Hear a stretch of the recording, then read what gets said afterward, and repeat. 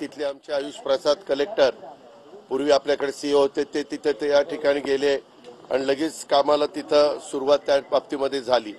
आपल्यालाही माहिती आहे की या घटना अतिशय दुर्दैवी आहेत, परंतु तिथं माहिती घेतल्यानंतर असं लक्षात आलं की उदल कुमार हा 30 वर्षाचा राहणार भिंगा, जिल्हा श्रावस्ती, राज्य उत्तर प्रदेश, हे लखनौ ते मुंबई ही पुष्पक एक्सप्रेस जी गाडी आहे तिथं 21 जानेवारीला ते 9:25 मुंबई येथे पहिल्यांदाच रोजगार मिळवण्याच्या करता, जसं मुंबईमध्ये अनेक जण रोजगाराच्या निमित्ताने येतात तसे हे उदल कुमार निघालेले होते। त्यांच्यासोबत त्यांच्या पत्नीचे भाऊ विजय कुमार हा देखील होता।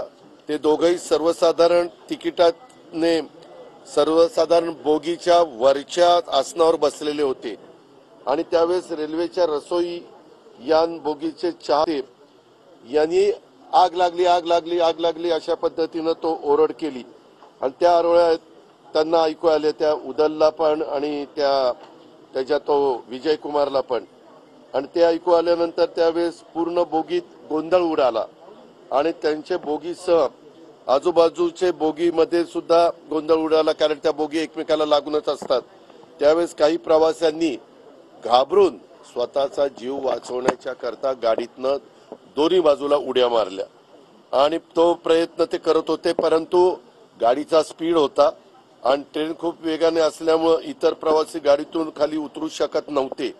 त्यावेळेस कोणीतरी प्रवाशांनी स्वतःच डोकं चालवलं आणि साखळी ओढली।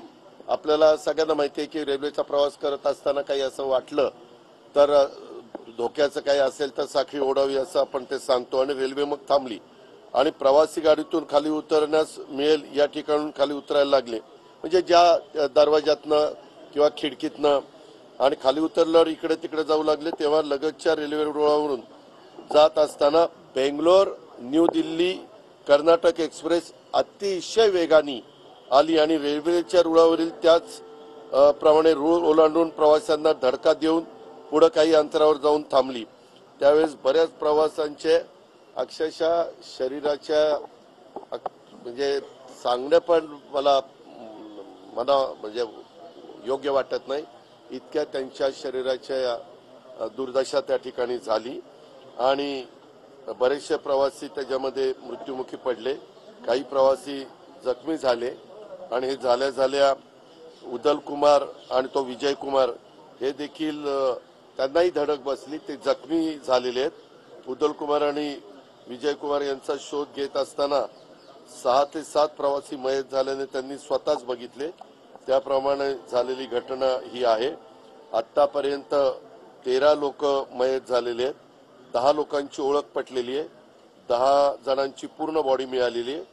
3 मध्ये थोडं शरीराच्या म्हणजे शरीर त्यांचं एक नाहीये, त्याचे गाडी अंगावरून गेल्यामुळं त्याचे तुकडे त्या ठिकाणी झालेले आहेत। त्याच्यात 1 पुरुष आणि 2 महिला आहेत आणि जखमी 10 आहेत, त्याच्यात 8 पुरुष आणि 2 महिला आहेत। अशा पद्धतीनं ही दुर्दैवी घटना घडलेली आहे आणि ते निव्वळ अफवांच्यामुळे घडलेली आहे। या दोघांनी त्याच्यामध्ये ह्या सगळ्या गोष्टी केल्यामुळे घडलेली। आता जखमींना पूर्णपणे शासकीय खर्चाने आम्ही उपचार करण्याच्या सूचना दिलेल्या आहेत। मुख्यमंत्र्यांनी पण दावा सोडून दिल्यात, आम्ही पण दिल्यात आणि स्वतः गिरीशजी आणि स्वतः कलेक्टर वगैरे सगळेजण, गुलाबराव पाटील आमचे पालकमंत्री सगळेजण तिथं आहेत। नंतर काही तासांनी मात्र त्या दोन्ही रेल्वे ज्या भागात जायला पाहिजे होत्या त्या भागामध्ये गेल्या आणि तशा पद्धतीनं पुन्हा हे पूर्ववत पदावर ट्रॅफिक त्या ठिकाणी आलेलं आहे।